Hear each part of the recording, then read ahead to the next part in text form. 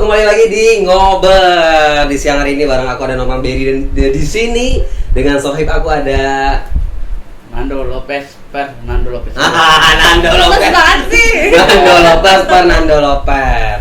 Nah, kali hari ini kita bakalan berbincang-bincang dengan salah seorang ART ya. Rita Sambi. Siapakah dia? Ini dia.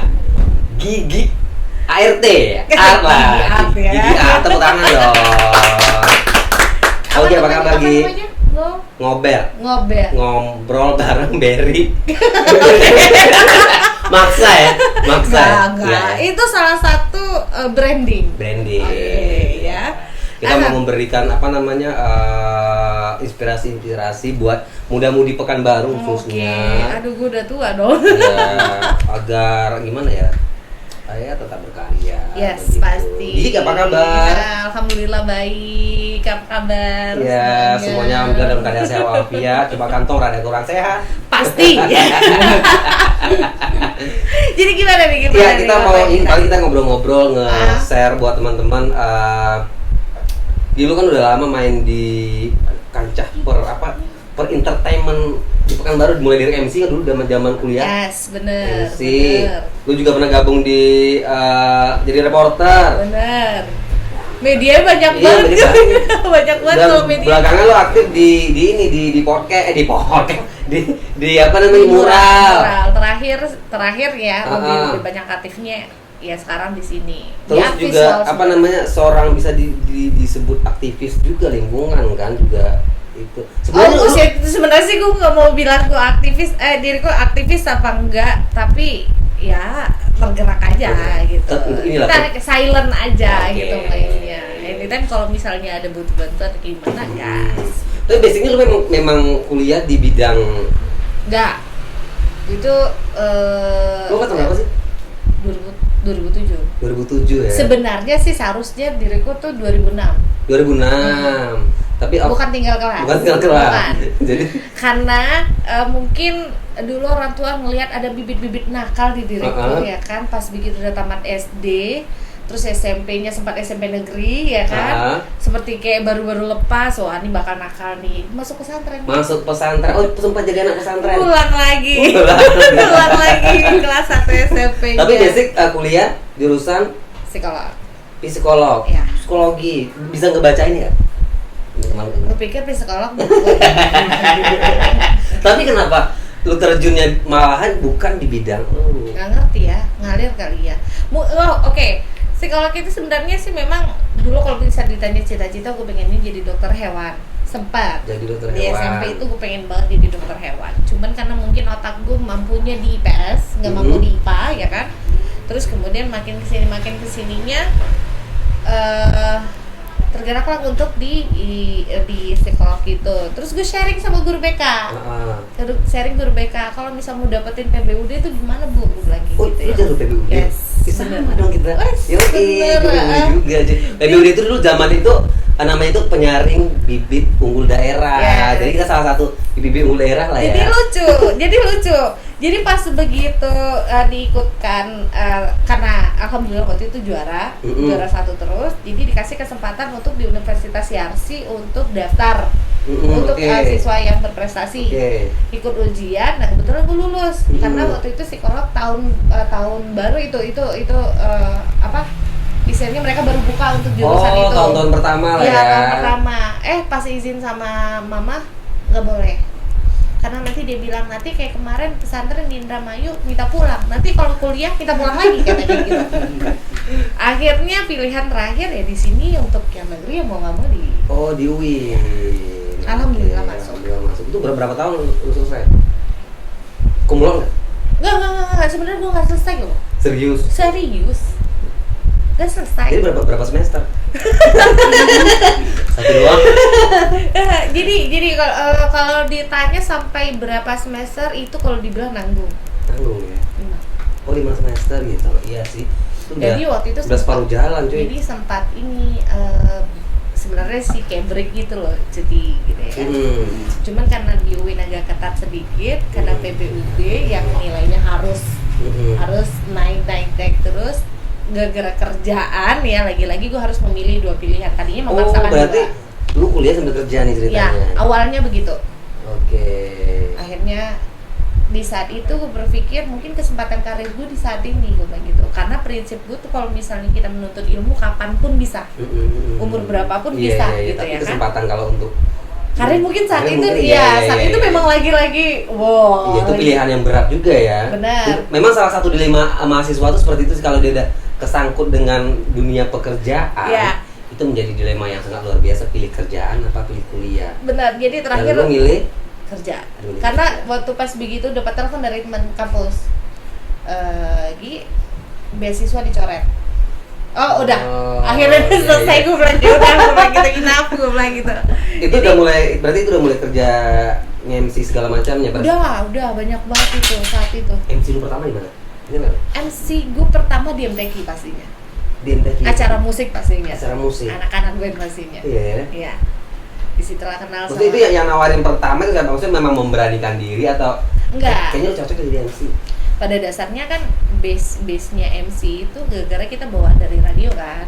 Oh, sebelum MC itu udah radio kerja radio luar. dulu. Oke. Karena bedanya kalau diriku ngelihat lebih kalau di MC dulu kayak dalam artian mereka base-nya pasti dari radio Ya. dulu pasti mereka diinin gitu. Jadi ya dari situ startupnya. Di akhirnya pas begitu gue bilang ya udah deh kerja aja. Toh nuntut ilmu pada prinsipnya saat itu nuntut ilmu itu nggak ada batasan umur gitu ya kan. Jadi udah. Karena kalau dipaksain keduanya justru gue takutnya karir nggak dapet, ini nggak dapet. Iya, pendidikan juga nggak dapet Nah, kan. sempat sih agak bertentangan sama keluarga, mama pastinya. Tapi dulu di radio mana dulu? Awal startupnya itu di Infondasi. Oh, berarti udah ada beberapa kali. Udah. Berapa ini radio ya? Infondasi, Indra FM, habis itu Persada, terus Cendana. Ya, sampai itu. Programnya yang ini yang lu pegang? Paling dikuasai itu yang pastinya lagu-lagu 80-an. Oh, memang program musik. 80-an. Ya, kalau di radio memang gitu. musik. Berarti dalam circle musik pada zaman itu juga berarti Yes. aktif juga ya. Jadi Dan pergerakan. termasuk sempat pegang manajer. Oh, salah satu band lokal hero pada saat itu. Kayaknya seangkatan nama lu deh. Ingat Asterix? Oh, Asterix siapa? Siapa? Willy, Yeah. Willy, Delta saat itu, Jule. Itu. Dulu kalau ke kampus lu memang, aduh, seperti artis sekali lah dengan siapa? Si itu gitarisnya, suaminya si Tiwi. Iya, Welly. Iya, si Welly. Itu Ngefans sekali. mereka semua. Pada zaman itu kan memang apa namanya, atmosfernya beda sekali kan. Jadi ketika mereka ikut festival, ya kan gue MC di sana.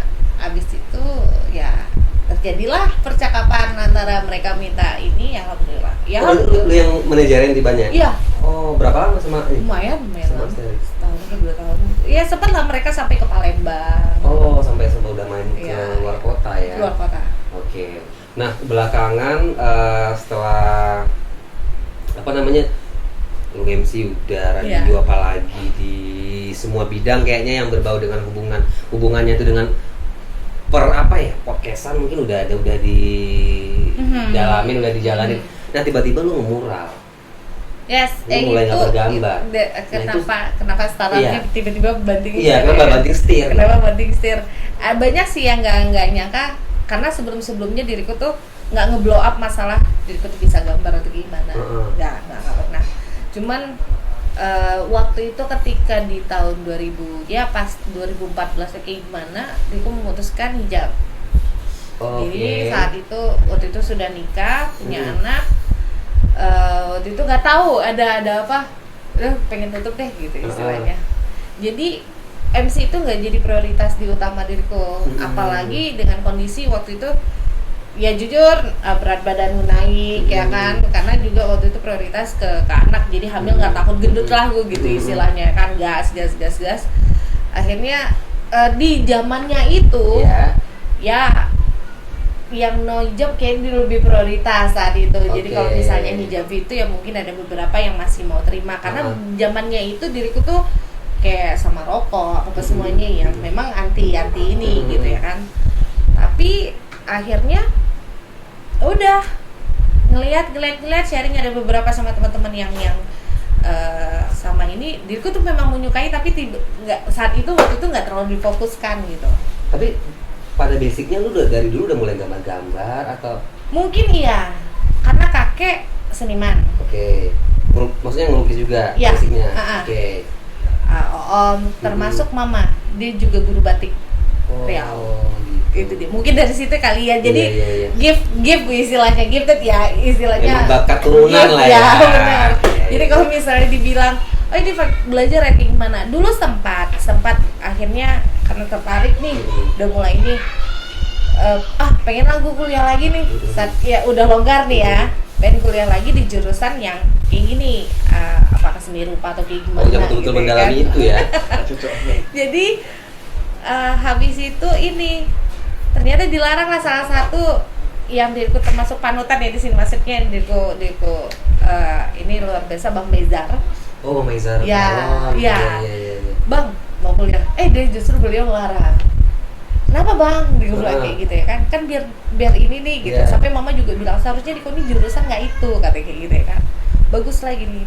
Ternyata Bang Mezar bilang dia termasuk menyemangati di bahasa Melayu nih ya, di kau tuh punya bakat, sudah punya ngalir Bakat tanpa alami lah harus ya. belajar. Oke. Kalau di kau sempat kuliah saat ini, kata kayak gitu ya kan, bisa lagi kata kayak gitu, karena nanti malah jadi kayak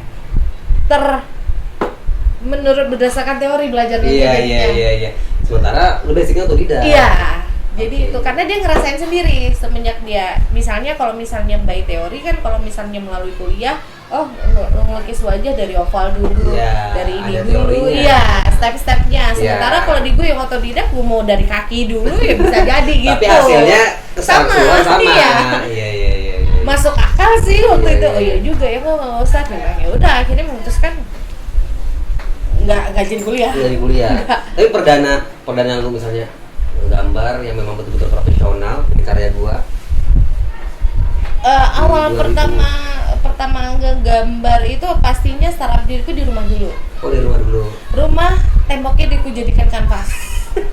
Ya. Coret deh.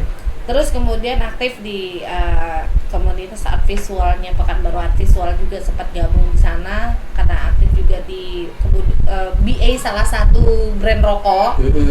Jadi memang kita tapi yang bedanya gue mungkin PD-nya di yang lain gitu, gue apapun medianya gue akan jadiin kanvas gitu istilahnya. Jadi mau dijadiin mau apa kayak gitu, akhirnya jadinya art sama craft gitu. Craft itu kayak tanah liat juga gue kembangin, ya berarti kan? nggak hanya dalam bentuk. Enggak. Oh, berarti udah mulai. Makanya dibilang seni rupa Iya, kadang-kadang iya, ya kan. iya. Terus tapi ya jujur diriku nggak paham kalau untuk masalah aliran atau apa gimana, karena diriku base-nya kan nggak karena melalui basicnya kuliah kan. memang otodidak ya. Iya. Oke. Jadi apa aja yang ngalir udah gitu kerjain. Jadi sekarang udah memutuskan untuk apa istilahnya, bekerja di bidang ini tadi apa namanya? Ya. Gambar menggambar. Benar, sebenarnya sih ini bukan pekerjaan utama. Bukan pekerjaan utama karena memang diriku mencintai. Beda lagi kalau diriku tuh memang ketika ada job mural tuh diriku juga ngerjainnya tuh dengan apa ya? Ini hobi. Gue suka gitu. Iya. Hobi yang dibayar lah kasarnya. Iya. Bayar itu hanya bonus menurutku benar. gitu. Tapi kepuasan gue lebih mahal Iya, lagi iya, dibandingkan iya, angka iya, gitu iya. istilahnya. Tapi ya kita tetap nggak muluk ya, kita money oriented juga kan Iya. di sana. Cuman ada yang diriku ada beberapa poin yang membuat diriku ngerjainnya tuh memang benar-benar udahlah gitu istilahnya. Tetapi alhamdulillah di ini juga yang pendapatannya lebih banyak dibandingkan pekerjaan utama kayak gitu istilahnya gitu dari kerjaannya. Dari hasil mural. Iya. Nah, sorry nih, lu dari maksudnya kerjaan utamanya sekarang? Sebenarnya kalau dibilang kerjaan utama sih enggak, tetap kita ini karena diriku sekarang juga gabung bareng sama SATV. Oh, oke. Ya, diriku sampai saat ini juga di barengan sama SATV. Terus kemudian juga ya kayak gini, kayak dulu sempat ngejajalin jualan Lu handle cafe. sempat handle cafe Yes. pada saat itu ya. Bener. Ini sempat Beberapa kali. Gua sempat berapa kali main. Ini ibaratnya kayak konsultan gitu sih, ketika baru mau buka, tolong dong ini ya, habis itu pindah, tolong dong kayak gitu aja gitu. Tapi sekarang lebih fokusnya untuk 2 tahun terakhir ini gue putuskan untuk tidak multitasking lagi gitu. Oh, gitu. Paham kan? Berarti Gue udah nggak mau lagi sambil mengerjakan. Dulu sempat jualan cake, ya kan? Gak mau sambil-sambilan lah Iya, ya. jualan pasti kopi, aja. ya kan, iya.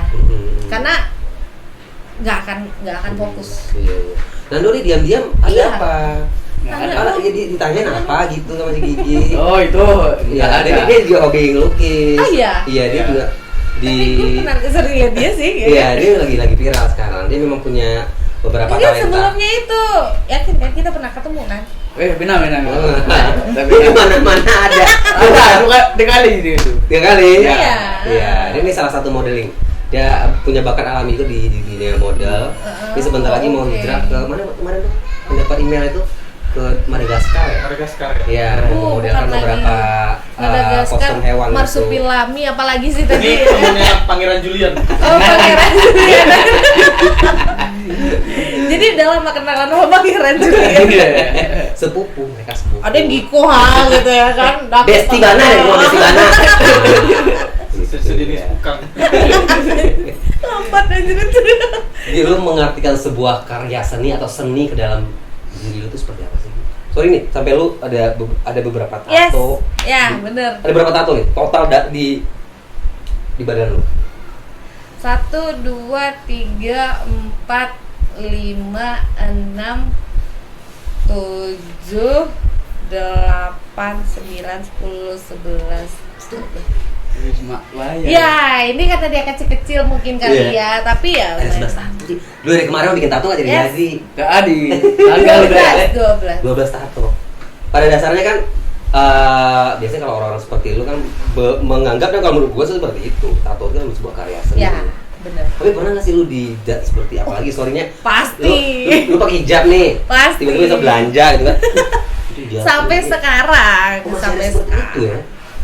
Tapi ya gua akui sih nggak terlalu yang kayak dulu ya, tapi tetap masih agak orang ngeliat Iya. antara mengagumi, wah keren nih, atau antara ya kayak gitu. Dan Jadi biasanya lu kalau- udah kayak biasa aja, bodo amat lah ekspresinya kayak gimana, yang jelas gua nggak ngerugiin orang lain aja. Benar, itu dia Itu tuh. dia. Jadi Karena kalau menurut gue sih banyak orang yang beranggapan mungkin berhubungan dengan kriminalisasi Dulu. premanisme itu Ya. kan zaman dulu itu tato-tato yang ada di tapi dalam- tetap kalau perempuan tuh kenapa base-nya, kenapa orang yang bertato tuh dicap kayak wanita nakal jadi. benar. Kenapa? Jadi bukan kriminal ya, tapi nakal jadinya. Iya. Itu yang gue mau bahas sekarang itu kenapa, that's why. Kalau gitu lu kenapa kan. tuh? Mereka bisa beranggapan seperti itu. Ya mungkin pada umumnya dulu gue justru yang kalian pikir ke wanita nakal berarti kalian main sama wanita nakal yang punya tato kali ya. Makanya kalian tahu gitu ya. Berarti kan mainnya sama kayak gitu. Kok Iya. tahu sih wanita itu wanita nakal gitu kan Iya. tato, berarti pernah main dong. Iya. Bener gak sih kalau gue bener. pikirnya gitu? Iya. Iya kan? Kenapa lu mindset-kan perempuan yang bertato itu nakal? Seperti itu. Ya berarti lu pernah pakai udah. Tapi kalau menurut lu tato dalam sebuah karya yang ditempelin di badan gitu, menurut lu artinya apa sih? Maksudnya Nah, ada nilai Kalau- kepuasan kalau- seperti apa sih? kalau gue sih sebenarnya semua gambar yang ada di badan diriku tuh punya story. Oh, ada ceritanya. Ada meaningnya, maksudnya ada. Jadi nggak sembarangan. Walaupun di sini banyak karya-karya abang-abang yang menjadikan gue kanvas gitu. Alhamdulillah ya. Dalam setahun itu mungkin bisa nambah sekian gitu ya kan. Tapi alhamdulillah. Dan gue sempat megang mesin tato juga. Oh, lu sempat ngatoin orang? Sempat. Ketika pas memutuskan hijab ya gue berhenti di tato dan menato Berapa orang. lama? Itu cuma nggak terlalu lama sih, karena saat lagi mau naiknya tiba-tiba nggak tahu gue mungkin dapat ilham gitu ya kan, tiba-tiba sudah enough gitu ya kan. Pas gitu gue ngaca, kok gue kayak passion ya, gue bilang kayak gue ngerasa begitu jadinya. Serius dah. Jadi di saat itu timingnya ada beberapa, nah ada temen gue yang tadinya ateis, menganggap dia ateis. Oke. Dan dia minta tolong ajarkan ke gue tuh gimana cara ayat-ayat pendek baca Al-Quran. Setelah lu berhijab. Belum. Oh. Jadi gue kayak ngerasa ada something sama iya, kayak gitu ya. orang di saat orang tuh sekarang lagi kayak gini, gue malah justru masih kayak gini aja gitu.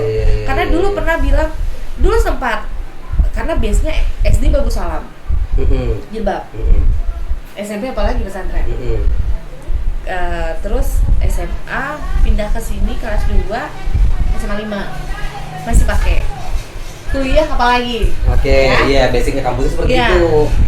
Sempat pas gue tuh saat itu gue juga ngerokok, gue ngerasa kayak nggak pantas gitu ya kan, di situ tuh triggernya. Tapi ternyata ada satu yang gue termasuk keras, kalau dibilang sama orang mungkin nggak masuk ke telinga, tapi ketika diriku ada satu yang membuat diriku jadi trigger, bener juga nih gitu ya kan, tanpa ada paksaan, tanpa ini, tapi hanya kalimat ya hijab bukan ini apa namanya istilahnya tidak berpengaruh dengan ketaatan, itu kewajiban. Oke, ya benar. Ya walaupun gue belum Itu sempurna kewajiban. ya, gue hanya masih belajar. Terus masalah akhlak gue gimana, gue bilang gitu. Gue sempet didatangi teman gue yang alumni itu untuk menjadikan gue tuh icon gitu, karena gue berubah langsung gitu, istilahnya berani meninggalkan Iya, itu. iya, iya. Tapi nggak berasa belum cukup gitu, istilahnya belum pantas. Cuman itu tadi, nah kayak gimana, gue masih ngerokok gimana, jalanin aja, dibilang kayak gitu. Karena kalau untuk masalah ketaatan, pelan-pelan ketika dengan hijab dulu akan jadi segan sendiri. Bener. Tapi sorry nih, Bener. pada zamannya lu di fase-fase itu keluarga gimana? Yang mana? Yang misalnya kawan lu. Iya, orang tua mana sih yang setuju? Bener gak sih? Iya. Kebanyakan persentasinya gue yakin 80% pasti keluarga pasti nggak accept. Oke. Awalnya sembunyi dulu. udah Betul, kebuat marah. Ya udah kebuat mau gimana? Udah ketahuan satu, ya gue nagih gitu ya kan. Tapi gue nggak ada penyesalan sih. Nggak ada penyesalan. Nah, sampai sekarang nggak ada. Nggak ada. Tetap jalanin aja. Yes. Oke. Kenapa sih bang? Lihat Kenapa? Ada apa? Nunggu siapa do? Atau Ada lu sini ada datang nih hari ini nih ya. Malam pergi pula mau aku. pergi kemana? Ada janjian. Ada janjian Sibuk kali. Ada ketemu siapa? Luis. Mau ketemu Luis. Luis masih di Jakarta dia. Tadi baru ketemu story-nya. Enggak, ini ada temennya di sini. Oh, jumpa di sini. Iya. Ya tetap fokus dulu, kita selesaikan dulu job kita ini. Nanti baru kita urusi itu ya. Atau kalian selesaikan rumah tangga kalian di belakang dulu nggak? Aku berantakan. Mana? Oh, lagi berantakan Oh, sekarang. Iya. Makanya ada harus manajer bang. Iya. Biar schedule-nya diatur. Tapi Wah. itu. Bang, aku di Jakarta ya. Oke lah, aku temen aku dia tambah. Siapa nih? Temen Luis ya. Ya.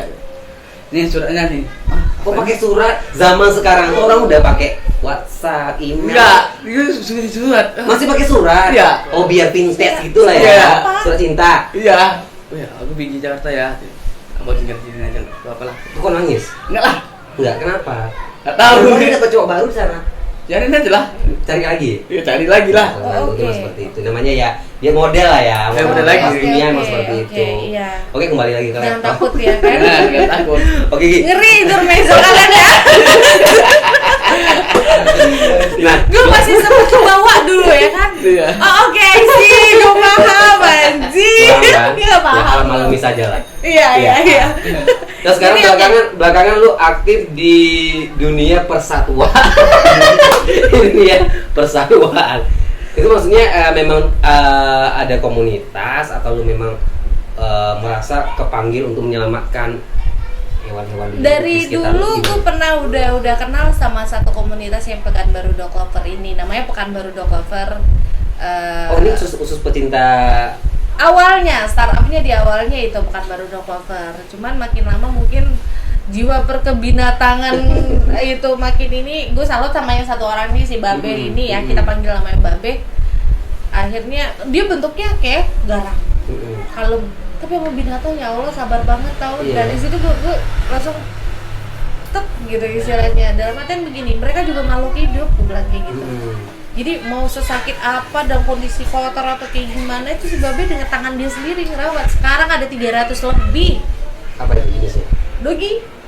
Oh. Dan berapa belas ekor monyet. Nah itu dia kerjasama sama BKSDA ya. Jadi jangan beranggapan kalau si Babe ada monyet yang lain-lain itu untuk mereka ini enggak. Ini pastinya dengan naungan dari BKSDA tadi. Oh, udah bekerja sama tiba-tiba. Ya. Jadi karena gini, ada beberapa primata yang bayi-bayi ini yang mesti harus istilahnya perhatian lebih atau kayak gimana ya. Jadi mereka gandeng kerjasama gitu istilahnya. Berapa lama ini?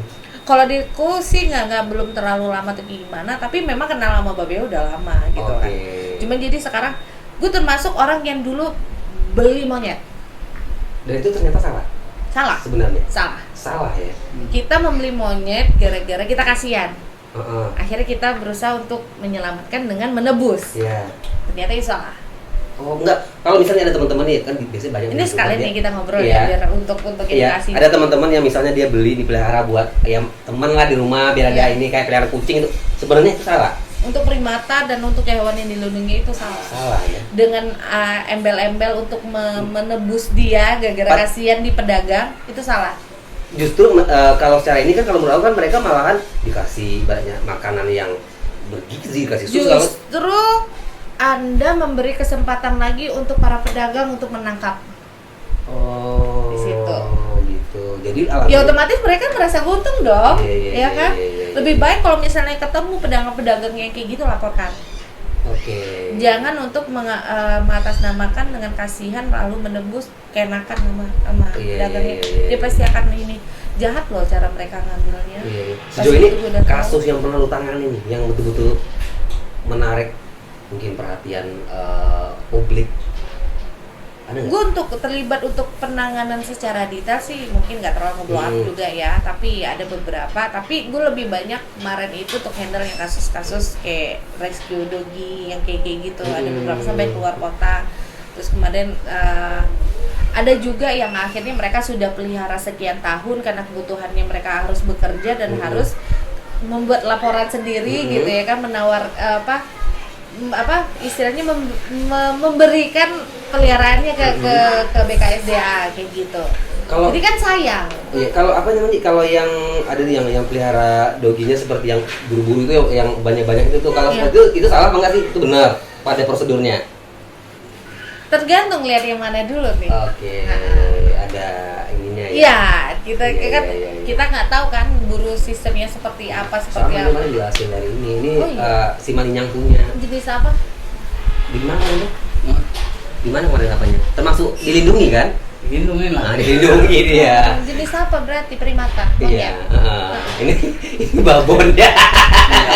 Aku udah bosan. Oke. Jadi tapi ya itu tadi sih jangan pernah gara-gara kasihan. Karena mereka gini, apalagi kayak siamang, ungko, lutung, mereka itu jenis-jenis yang ringkih, yang caranya pedagang itu nangkepin itu mereka harus membunuh induknya dulu. Nah kalau misalnya kita nemuin nih, misal contoh nih kayak ada orang yang memanfaatkan primata seperti itu, misalnya kayak topeng monyet segala macam. Wah itu kita sama Babe yang itu harus kita lakuin gimana? Ya kalau misal punya nyali ataupun nekat ya langsung gas, langsung ambil. Ya, tapi kalau misalnya langsung laporkan aja. Oh gitu. Apa ada itu kemarin di daerah itu ada orang pelihara buaya udah dari sebesar ini cuy, dari kecil. Itu makanya. Iya sampai sekarang tuh udah lumayan gede, udah bisa makan orang tiba seperti itu. Cuma di apa namanya cuma dikasih tempat satu kandang itu dia nggak bisa mutar. Yang aku takut kalau dia dilepas ke sungai itu dia nggak bisa berenang. Tenggelam karena nggak bisa berenang karena nggak dilepas dari kecil kan itu kasihan. Iya itu, tapi mungkin dia bisa berenang lah karena itu udah memang gimana tahu dia lupa gitu. Tapi dengan kondisi yang buaya memang sih mereka itu buas sama kayak macan ataupun musang gimana, tapi ingat loh mereka tuh punya mata rantai sendiri. Benar ya kan, justru mereka tuh sudah hidup dengan itu ekosistemnya sudah ya, terbentuk gitu. Jadi kayak gini, musang ganggu di rumah, udah usir aja karena dia akan risih, dia akan menyamarkan. Kalau kita bunuh, kalau kita tangkap ya kan, tikus-tikus banyak. Benar, karena udah mata rantai karena seperti itu dia. Dan ada Dan beberapa kasus makanannya sekarang seperti itu. apa namanya yang di daerah Duri itu yang kemarin ada harimau masuk kampung. Iya. Karena memang habitat mereka udah terganggu. Benar, Karena benar. kitanya yang ke rumahnya dia kenapa? Benar, rumahnya Makanya dia udah kita rumahnya ganggu. Kemarin Gitu. itu yang kasusnya terakhir, diriku nggak ikut waktu itu. Jadi kayak misalnya ada kasus gajah menemukan bangkai gajah nih si Babe nih ya sama tim BKSDA juga ya kan. Misalnya BKSDA dapat laporan terima bangkai gajah. Jadi Babe telepon kita saya mau ke sana gitu ya kan. Jadi pas begitu udah sampai di sana langsung diotopsi. Kenapa itu gajah bisa mati dan kira-kira perkiraan umurnya itu berapa puluh tahun gitu ya kan. Nggak taunya pas begitu dibelek udah ada anak gajah lagi. Oh di yang dalamnya. kasusnya yang di Duri. Iya. Yang kemarin gue ngikutin, iya. Kasihan kan, Dan kabarnya nangis tahu. matinya karena diracun. Nah, kabarnya itu dia. kebanyakan seperti itu. Hanya untuk kepentingan membuka lahan. Iya. Itu gue bete itu. Tahu nggak? Gajah itu mengandung berapa tahun? Iya. Gila nggak sih? Bener gak sih? Iya, tiba-tiba karena apa namanya? Kepentingan itu iya, gitu. hawa nafsu Kenapa nggak ininya. dilapor atau kayak gimana? Karena pasti ada solusi. Gitu iya. Pasti cari solusi yang baik. Kenapa harus di black? Di ini. Kasihan tahu udah mau lahiran loh. Iya. Jalan seorang gigi dari Jadi bingung ya bukunya. kita nggak dapat poinnya ya sebenarnya. Ya kan? Dapat dong. Oh, dapat ya. Dapat dong. Dapat. Intinya yang pertama Dia udah suruh cut ya kan. Udah nanti sesi berikutnya udah. Iya. Tapi yang jelas itu tadi, yang jelas pesannya untuk anak muda jangan Iya. lupa untuk berhenti berkarya. Apapun lu Berkarya. punya bakat silakan duit, silakan selagi masih punya kesempatan silakan. Karena yakinlah Pekanbaru nih tahun ke depan itu akan jadi kota yang berkembang. kita sudah berbicara panjang lebar dengan seorang gigi ART. Nggak enak banget ya ART. Jadi tentang perjalanan karirnya dari zaman kuliah sampai pada saat ini. Intinya lu jadilah diri lu sendiri, cintai lingkungan lu, cintai hewan di sekitar kita. Ya Allah. Jangan diganggu karena itu udah memang habitatnya mereka. Benar, pasti itu dia. Ingat, makhluk hidup bukan hanya sesama manusia aja. Benar. Karena kita di sini hidup saling berdampingan, cuy. Benar, that's right. Kalau Bapak Nando bagaimana, ada pesan dan kesan buat pemirsa kita di rumah? Pesannya banyak kali intinya. Oh, jangan lupa subscribe. Jangan lupa subscribe sebanyak-banyaknya. Ya, banyak kali, pasangan aja lah kan. Buka YouTube, kira apa? Terserah lah ya. Terserah. Iya. Oke, siap. Oke, akan ketemu lagi kita di episode yang akan datang dengan bintang tamu yang akan membagi kisah inspiratifnya. Thank you ya. Oke, terima kasih Gi sudah berbagi kisahnya pada siang hari ini. Walaupun kita akan- agak gantung Iya. ya. Mudah-mudahan nanti kita punya ada cerita beda lagi. Benar. Oke, ditunggu. Kita akan Siap nih ketemu. kolaborasi sama lo, yuk. Bisa ya? Bisa dong. Bisa ya Allah lupa gue masukin. Kita akan ketemu di episode yang akan datang. Kurang dari cabut. Assalamualaikum. Ada Lopez, ada Lopez di sini ya, Oke. dan ada Gigi di sini. ya. Assalamualaikum, selamat siang, sampai jumpa. Bye-bye.